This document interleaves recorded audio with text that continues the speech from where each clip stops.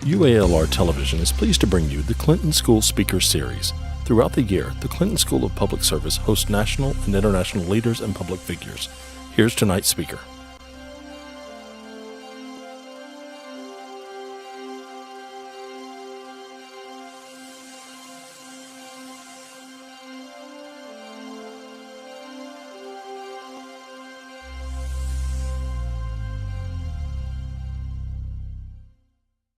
My role is to welcome you on behalf of the Arkansas Literary Festival, which it's hard to believe is now in its fifth year.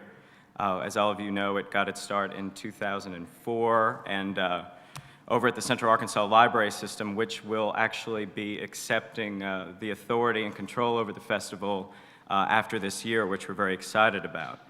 And the Arkansas Literary Festival, as you know, was begun by the Arkansas Literacy Councils, which is a statewide organization that is designed to promote adult literacy across the state of Arkansas.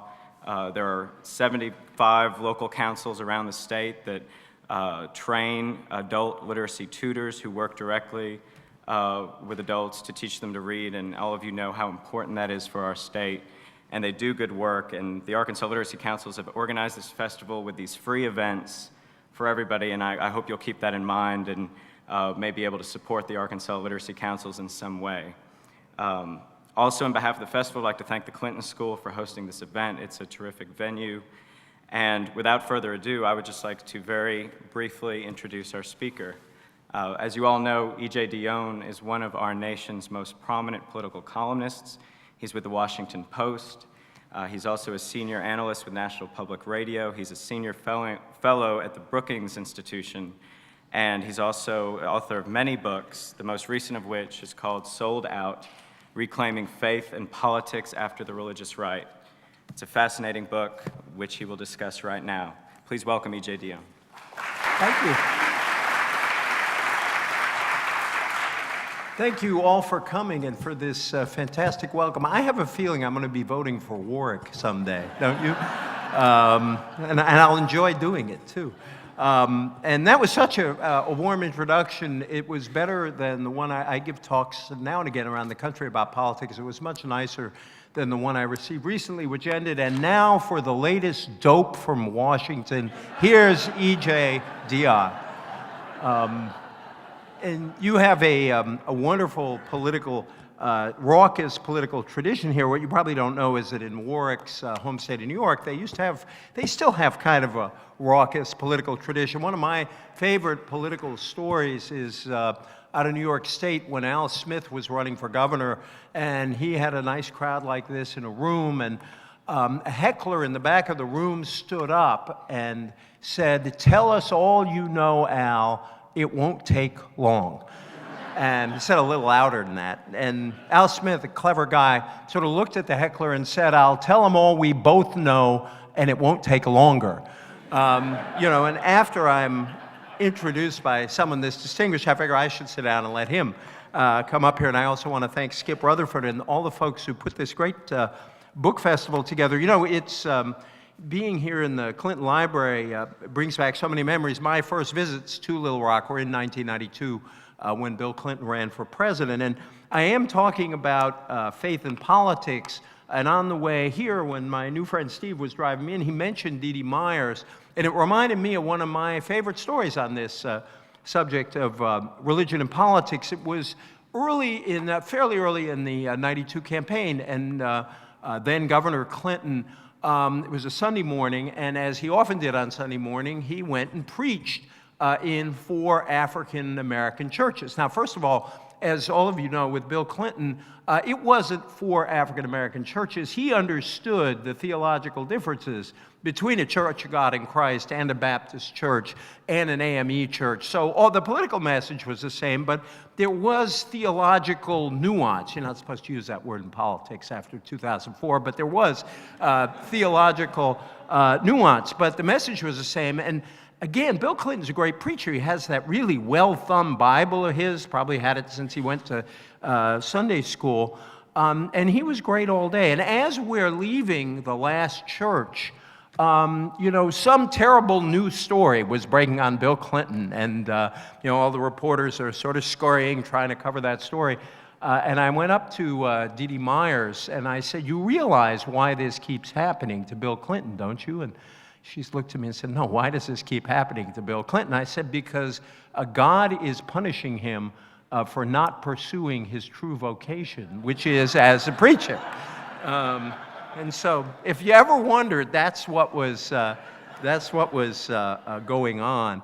I also I'm going to get back to this, but I do want to note that we are all over our country marking the 60th anniversary of Martin Luther King's assassination, and it really is hard to think of a better model of the way in which religious faith can be used to lift up our nation and to make us better.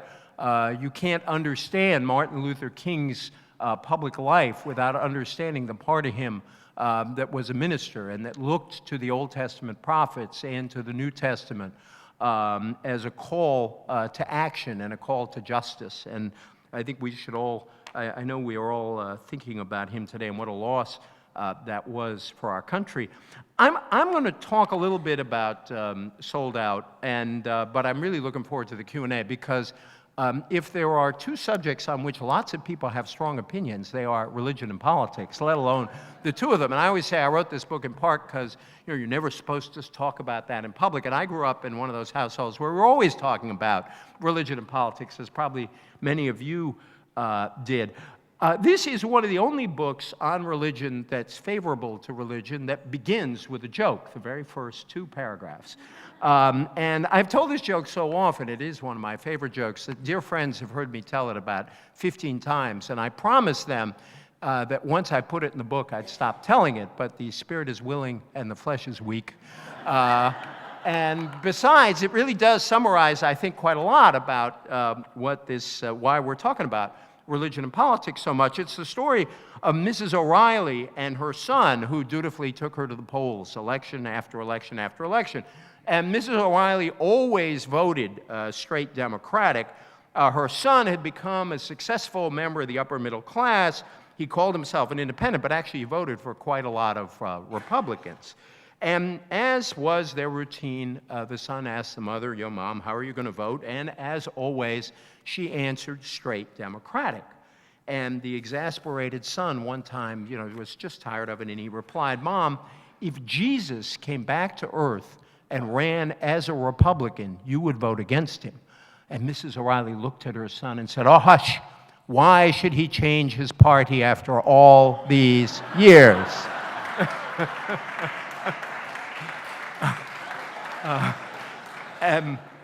And we're talking about this subject a lot because a lot of Americans have come to believe that he has changed his party after all these years. On large parts of the right and left, there is a sense that religion always has been and always will be a conservative force, which is one reason I like to tell the story of Mrs. O'Reilly, because that's not true. There are Republican candidates and political operatives who assume that religious people live on the political right, care primarily about issues such as gay marriage and abortion, and will forever be part of the Republican Party's political base. There are liberals, though I think fewer than there used to be. Democrats, after all, did discover God in the exit polls of 2004. I think you can discover God anywhere you choose. But there are some liberals who buy this Republican account and write off religious people as backward, reactionary, obsessed with sex, that sort of thing. Sold Out insists that religious faith does not lead inevitably to conservative political conclusions. It argues that the era of the religious right is over. Its collapse is part of a larger decline in a certain style of ideological conservatism that reached high points in 1980, 1994, perhaps 2002, but has suffered a series of decisive and, I believe, fatal setbacks during President Bush's second term.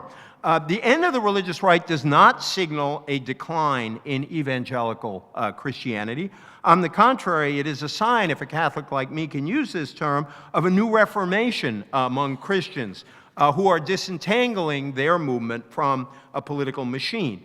And I think this historic change will require liberals and conservatives alike to abandon their sometimes narrow views of who religious Americans are and what they believe. In truth, we all know that religious people hold a wide array of political views. Religion is not the enemy of reason and science. People of faith are not blind automatons who never question themselves or their deepest beliefs. At the heart of my argument is that religious faith, far from being inevitably on the side of the status quo, should on principle hold this world to higher standards. That's what Martin Luther King did. Religious people should always be wary of the ways in which political power is wielded, skeptical of how economic privileges are distributed. It is really, really hard to see Jesus as a figure of the political establishment. After all, he was crucified. He actually fought the establishment of his day. I once debated Ralph Reed in the days when he was with the Christian Coalition, and I said, Ralph, I will always defend your right to base your political convictions on your religious beliefs, because many of my own views are shaped by my religious beliefs, but you just must explain to me where in your New Testament you find that Jesus endorses a cut in the capital gains tax. I simply can't find it in mine. Now, and I think we should be wary of how our own traditions have been used for narrow political purposes, how some religious figures have manipulated faith to aggrandize their own power. The doctrine of original sin, the idea of fallen human nature, applies in principle to people who are religious no less than to those who are not. Throughout our history, our great religious traditions, this is certainly true in the Christian and Jewish scriptures with which I am most familiar, have preached a message of hope for more just and decent human arrangements. The title Sold Out, which is spelled with a U, my publisher always tells me, remind people, especially when you're on the radio where they can't see the book, that's got a U in it. The title can be read in two ways. It speaks to our country's exhaustion with a religious style in politics that was excessively dogmatic, partisan, and ideological. It was a style far too certain of itself, far too insistent on the depravity of its political adversaries. Linking religion too closely to the fortunes of one political party or to one leader or group of leaders is always a mistake. It encourages alienation from faith itself. Where, after all, did Voltaire or, more recently, Christopher Hitchens come from? It does this by turning a concern with the ultimate into a prop for temporal power. It distorts great traditions by requiring their exponents to bob and weave in order to accommodate the political needs of a given moment or a given politician. Thus do great traditions drain themselves of their political capacity. I think a great many Americans, including a great many religious people, including a great many religious conservatives, have had enough of this approach to religion. And they've had enough for the reason embodied in the other sense of my title. Reducing religion to politics or to a narrow set of public issues amounts to a great sellout of our traditions. It is common to speak of religion selling out to modernity or secularism or to relativism, but there is a more immediate danger, particularly I think in the United States in recent years, of religion selling out to political forces that use the votes of religious people for purposes having nothing to do with a religious agenda, and often enough for causes that may contradict the values such voters prize. It is a great sellout of religion to insist that it has much to teach us about abortion or gay marriage, but little to say about social justice, war and peace, how we organize our work lives, the death penalty, immigration, or our approach to providing for the old, the sick, and the desperate.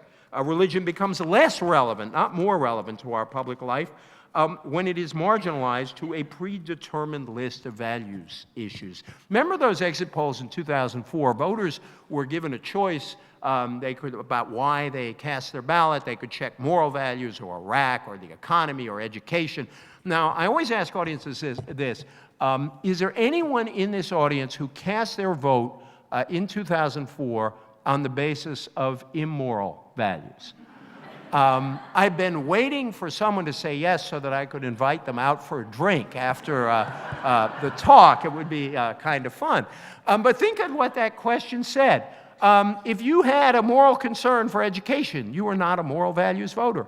If you were morally committed to pulling out of Iraq or morally committed to seeing that fight through, you were not a moral values voter. If you cared about social justice and checked a box on the economy or taxes or some other issue, you were not a moral values voter. This is a terrible misunderstanding of what the word moral actually means and what the word values actually means.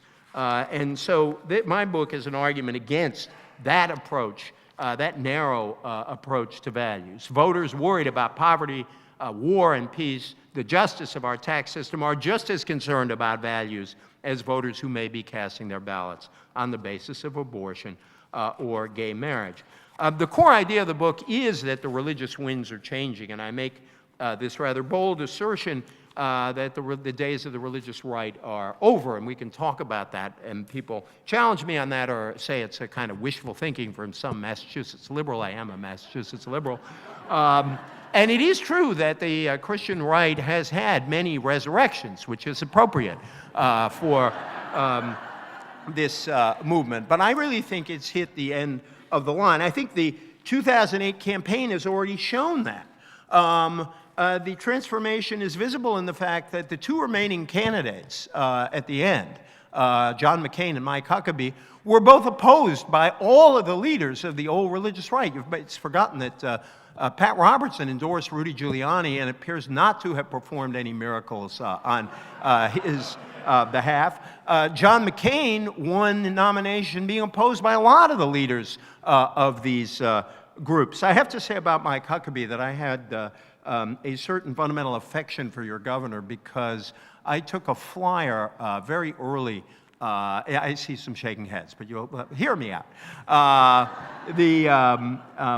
Very early on, I thought he might be better positioned than almost anybody else out there. So in January of 2007, I wrote a column saying Mike Huckabee was the dark horse to watch in the Republican primaries. And, you know, we Washington pundits get so many things wrong that I was actually quite grateful he did so well later on. And I later ran into Mike Huckabee's campaign manager who said, you know, we sent that out to everybody when we were raising money. And I said, you know, I'm a liberal columnist. How can I help you?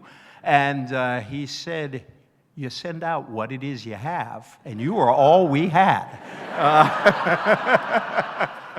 Mike Huckabee is an interesting figure in terms of what we're talking about here, because I see him as having kind of a foot in the old religious right and a foot in the new thing that's happening. And I'm going to get to what I think is happening on the religious right.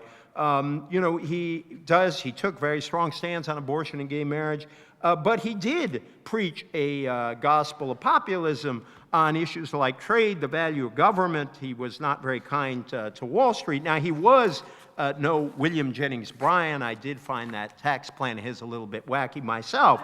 But he was definitely not the old-style evangelical who ignored economics and who only talked about a certain number of issues. And I must say, I heard him give speeches where when he talked about life and its preciousness, he actually turned the speech into talking about human rights. And this was to very committed religious right audiences.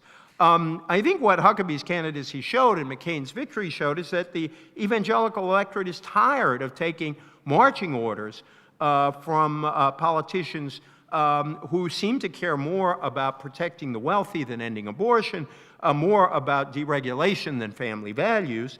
And the new evangelical electorate cares about issues well beyond the usual list that highlights abortion and gay marriage, poverty, the environment, the scourge of AIDS in Africa. These too are moral issues with which millions of evangelicals are now very much engaged. There's a preacher called Rick Warren, some of you may have heard of. He wrote a book called The Purpose-Driven Life. Now, every author you ever hear talk about Rick Warren is committing the sin of covetousness in his heart, or her heart, when that person mentions Rick Warren's name. He sold like 25 or 30 million copies. And whatever happens to Sold Out, I can assure you I will not sell 25 or 30 million copies. Although if everybody in this room buys about 15,000 copies of the book, I might pull it off. But Rick Warren is somebody who is down the line conservative on the social issues, and very clear about that. But as time has gone on, he has become more engaged in poverty, partly because of the influence of his wife. He's created a whole mission on AIDS in Africa. And he invited two senators who had been very involved in the AIDS issue to his church, Saddleback Valley Church in Orange County, California, which he grew from nothing into a church of that has about 20,000 members. He invited Senator Sam Brownback, good conservative Republican, and he invited Senator Barack Obama. Well, a lot of the right wing came right down upon Rick Warren's head when he invited Barack Obama. How can you invite this liberal? How can you invite this pro-abortion senator? And Rick Warren wouldn't budge, and he gave an interview to ABC News at the time. And he said, people ask me if I'm right wing or left wing. And then he paused and he said, I'm for the whole bird. And I think that what you're seeing is the rise of whole bird Christianity and a whole bird religion in our politics. Another very important figure in this transformation is Rich Cizik. Rich Cizik is another conservative Republican. He's the guy who helped arrange President Reagan's Evil Empire speech. He set up the venue for that with the National Association of Evangelicals. But Rick Warren read his scripture and decided that there is a call in the scripture to protect the earth. There is an obligation to stewardship. And so Rich Cizik just sort of put out a series of documents from the NAE, and I can assure you this organization bears no resemblance to MoveOn.org.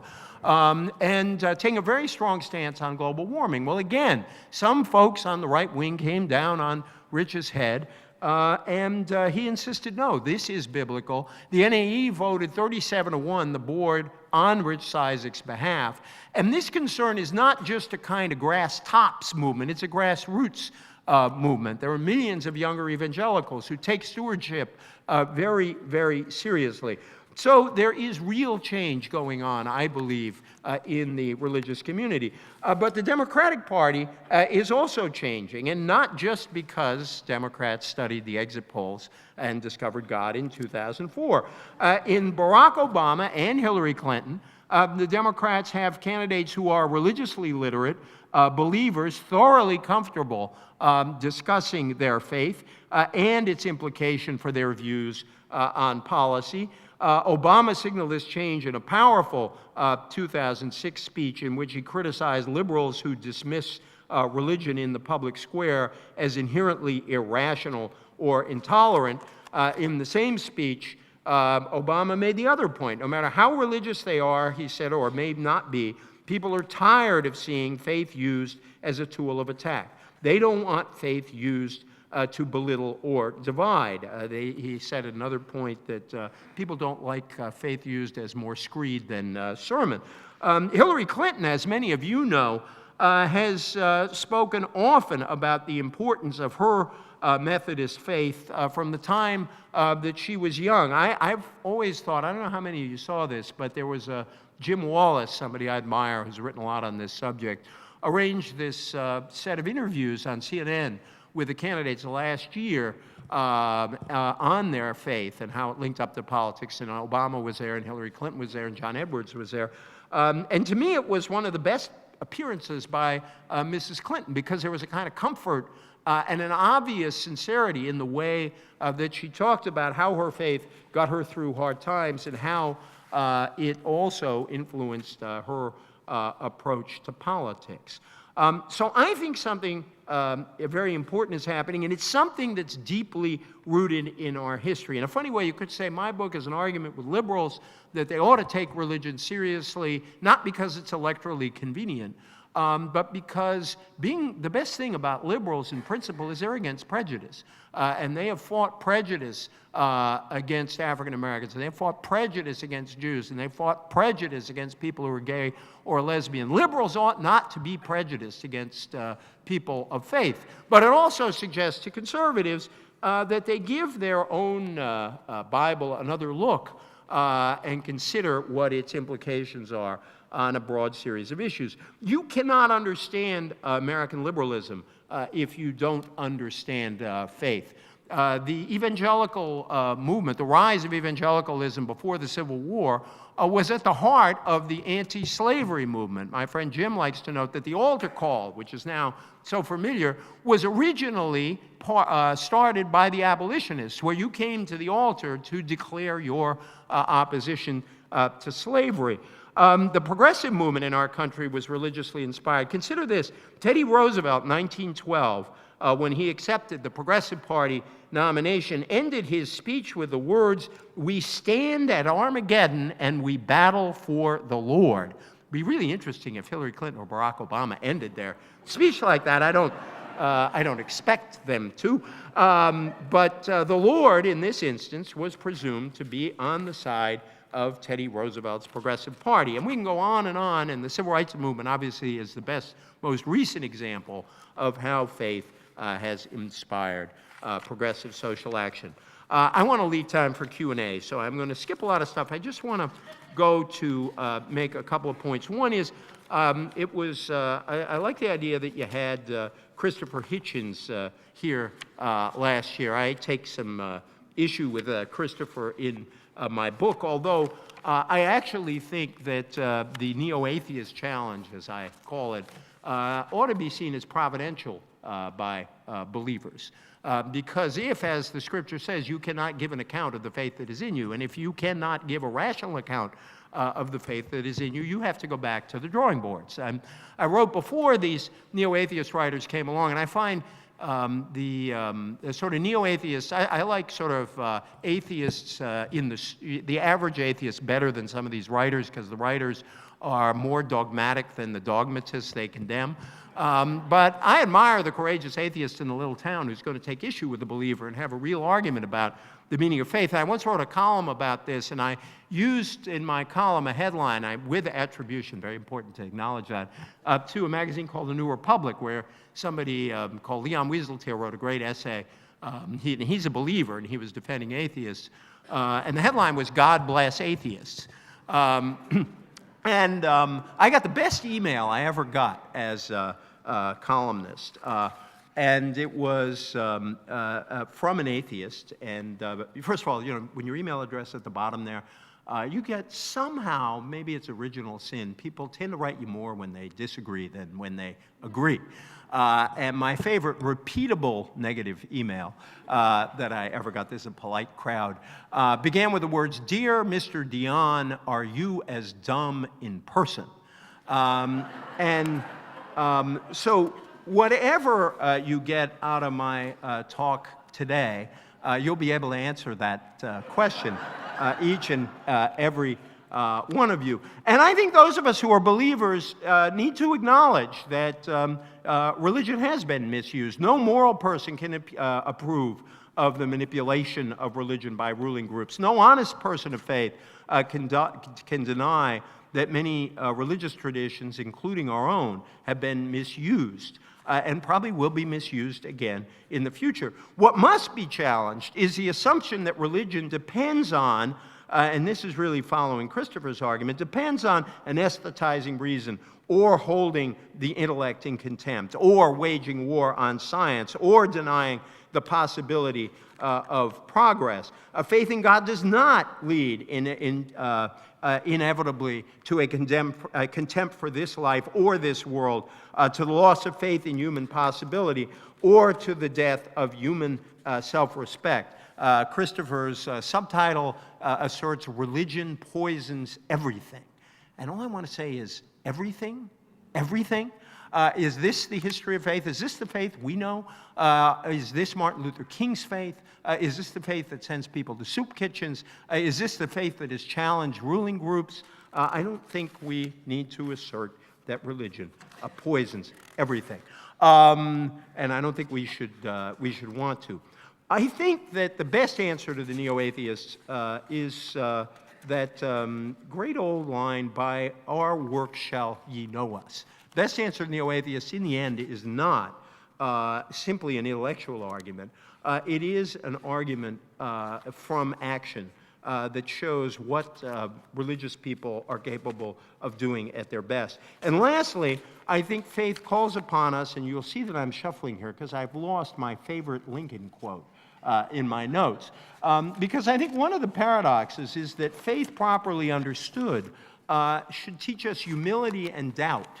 Doubt not necessarily in God, but doubt in our own pretensions. One of my heroes is Reinhold Niebuhr, who once said, original sin is the only empirically verifiable doctrine of the Christian church. And Reinhold Niebuhr was someone, I found my Lincoln, thank God. Reinhold Niebuhr was someone who believed very strongly in taking action. He was not a wimp. He didn't hide his beliefs, but he also felt that we needed to challenge ourselves and make sure that what we claimed as moral action wasn't really secretly self-interested action. And one person who did that was Abraham Lincoln. Now, consider that in his second inaugural address, after 4 years of civil war, Lincoln might have claimed that God was on his side, but Lincoln didn't do that. Here's what Lincoln said in his second inaugural address. He said, "Both sides read the same Bible and pray to the same God, and each invokes his aid against the other. It may seem strange that any men should dare to ask a just God's assistance in wringing their bread from the sweat of other men's faces, but let us judge not that we not be judged. The prayers of both could not be answered, that of neither has been answered fully." Lincoln, as I said, was no wimp. He expressed in that speech his moral commitment against slavery. He talked about his determination to finish the work we're in. But as a very smart congressman on these things, David Price, who's a theologically educated member of Congress, he noted that what you saw in Lincoln here is a recognition that ultimate judgment belongs to God alone. There was the refusal, even in this extreme instance, to presume an absolute identification between his own cause and God's will. Faith should not be used as a club against enemies. It should not be used as a source of self-righteous superiority. It should not be used as a way of dividing us as a nation. Faith should be an inspiration. Faith should be a check on our own pretensions. Faith should be a call to higher standards in politics and public life. Faith should not be invoked by the self-satisfied. Drawing on the prophet Amos, Dr. King famously declared that we are not satisfied and we will not be satisfied until justice rolls down like waters and righteousness like a mighty stream. That is the standard to which faith should call us. Thank you very much.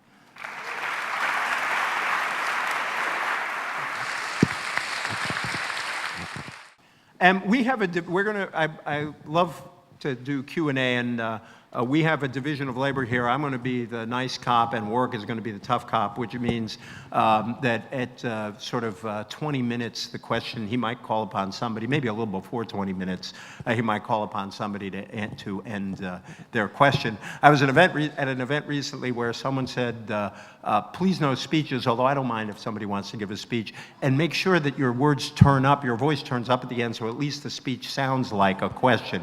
But in this case, you know, I've had this microphone, so feel free to give a speech if you want. But please, yes, ma'am.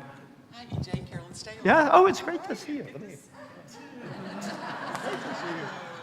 of the benefits of being in Washington is to meet great lives.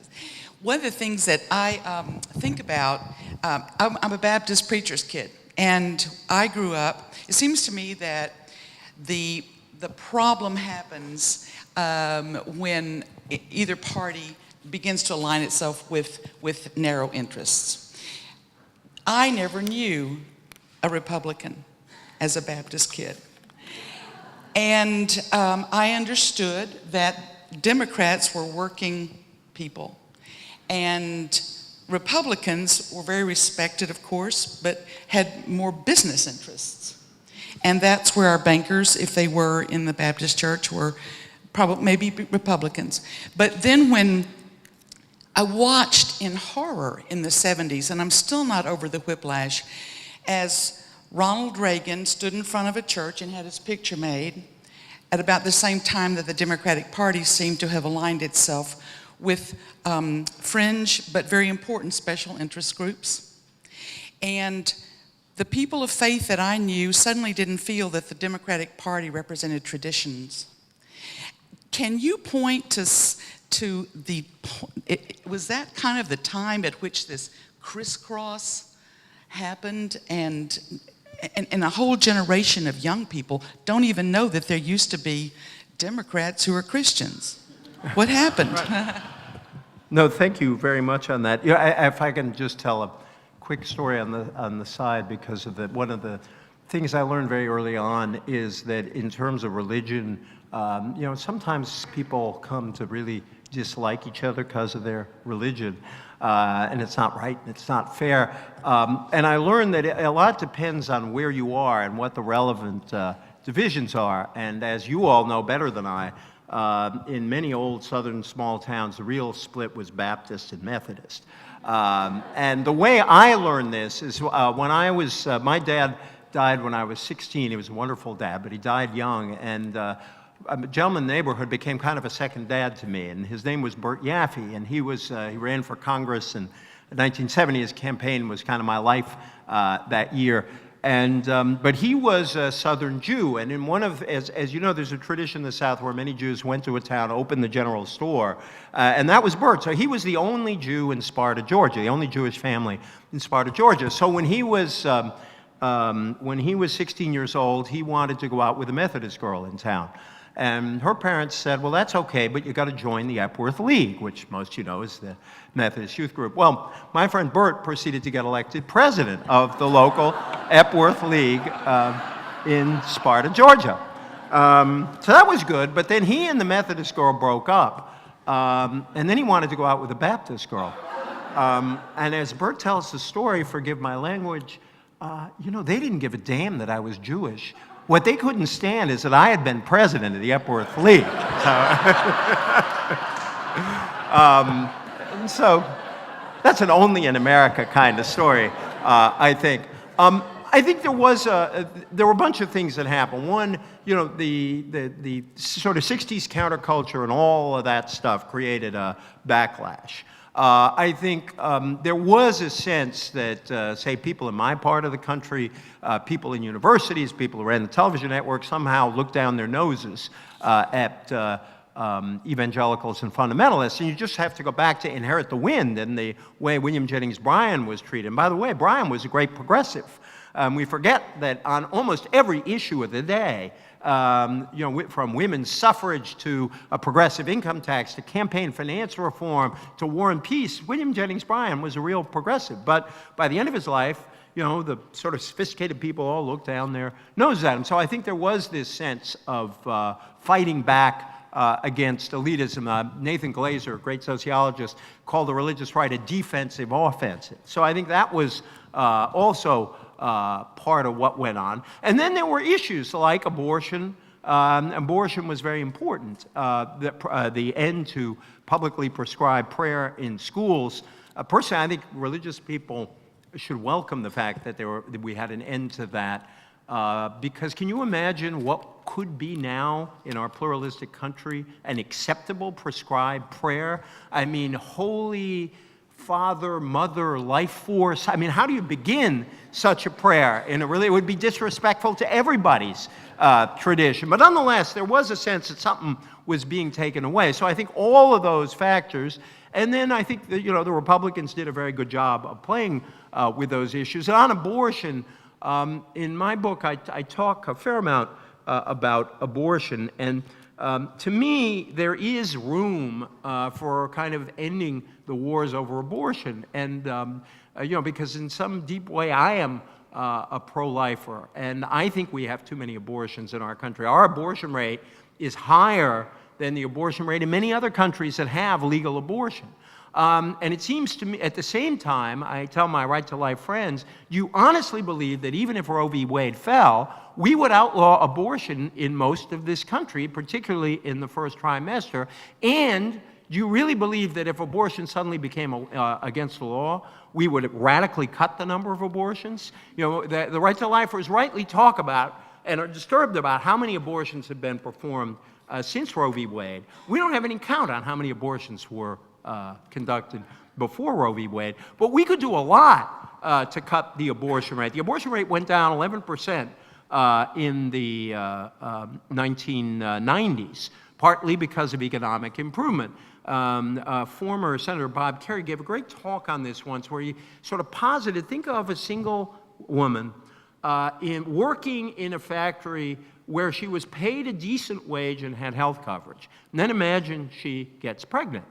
Under what circumstances is she more likely to choose life? When she has a job where she can provide for her child, when she has health care where she can take care of her child, or if she lost her job and had no means of support, and if she lost her health care and had no way to have a healthy pregnancy. So I think we could do a lot more, both on the prevention end to prevent unintended pregnancies and to give poor Americans the option of choosing life, which many of them don't feel. The abortion rate's much higher among poor women than it is among well-off women. It seems to me if we who are progressive can start talking about abortion in a way that understands why our friends to our right think it is a moral problem, and it is a moral problem, and suggests that we share a goal in wanting to reduce the number of abortions, even if we disagree about what the state's role is in regulating it, or as some would see it, interfering with it. And I think there are ways in which that we can look back on this time when liberals, progressives came to be seen as ungodly, and suggest that some of it was just a cliche and not true, but to respond to what may have been the a certain legitimate sense of grievance on the part of some of our friends in our own communities who looked upon liberals and Democrats as the party of the ungodly. It's one thing for a conservative to look at the ungodly Democrats, but don't call them the party of the ungodly. So I think we can sort of make progress there. Funnily enough, Bill Clinton talked about religion better and more clearly than almost anyone. And I think one of the great tragedies of the Clinton presidency, I wrote a column quoting a conservative friend at the Heritage Foundation saying that Bill Clinton had done more than any Democrat in recent years to sort of give legitimacy to religion's role in public life. And then the scandal happened, and it turned off a lot of the same folks whom he began reaching in those years. And it's a great tragedy because we might not have we might have started this healing process a whole lot earlier. But anyway, thank you for that question. Sir, or ma'am. I know your focus is on religion as used by the right, but you did mention your response to the neo-atheist in a non-intellectual way would be judge us by our good works, and then you said at the end how faith should be used. Well, don't atheists really what they would be agreeing with you in is what is in doing good works, how people get there. They don't want somebody's faith, whether it's from the right or left, to be pushed on them. But what is important is that everybody gets to the same definition of good works and actually performs them. Would you agree with that? And will we ever get to the point where we can focus on the good works regardless of how people got there, rather than having to, as Barack Obama was described as having to do in a recent speech after the right brouhaha, is end a speech with God bless America, where we're only patriotic if we have in the Pledge of Allegiance God, under God, which wasn't there. So you were a little bit, to me, dismissive of the atheists. Can't everybody agree on good works and just focus on that? No, I agree with that. There are a lot of interesting examples of where believers and atheists have cooperated in important situations. One of the ones I talk about in the book is, think back when the Solidarity movement rose in Poland against the communist dictatorship. And there was a very powerful alliance between secular and atheist liberals in Poland and the Roman Catholic Church. People like Adam Michnik, who was not a believer, allied with Lech Walesa, who was. And they created a great humanistic movement.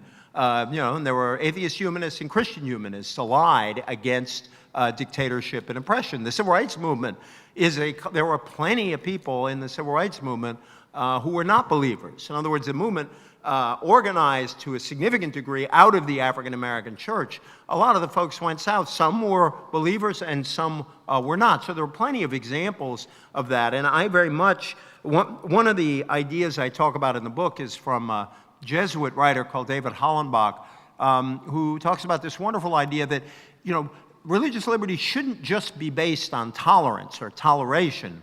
That's certainly better than the alternative. He argues it should be based on intellectual solidarity, on the idea that we all need, and this is another writer who put it this way, we all need help.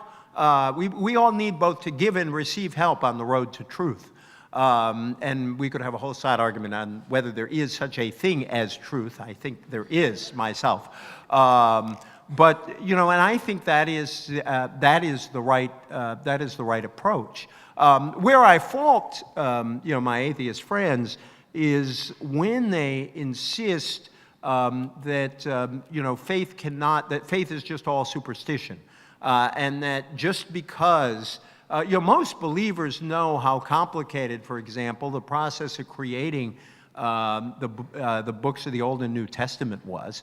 Most Christians know that there was great contention in the early church about which books were going to go in and which books were going to go out. I am reading, that ungodly book, the Da Vinci Code. I was the only member of my family who hadn't read it yet. So some of the stuff in that book in terms of the arguments in the early church, I think an awful lot of believers already knew.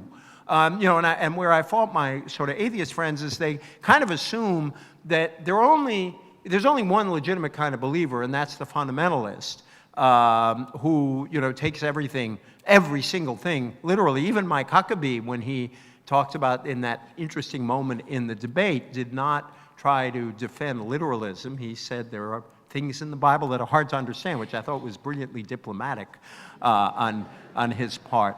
And so that's where I fault them. I sense at times a kind of bigotry against believers when they talk about it. I don't like bigotry against atheists, but I don't like bigotry against believers. But yes, let us come together and do good works. It's happened throughout human history, and there's no reason why we have to stop doing that or we can't go back to doing that. Please, ma'am, right in the middle.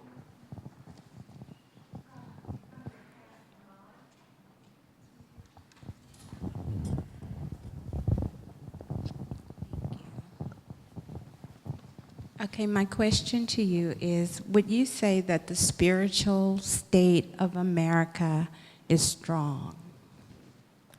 Wow. The short questions are the hardest,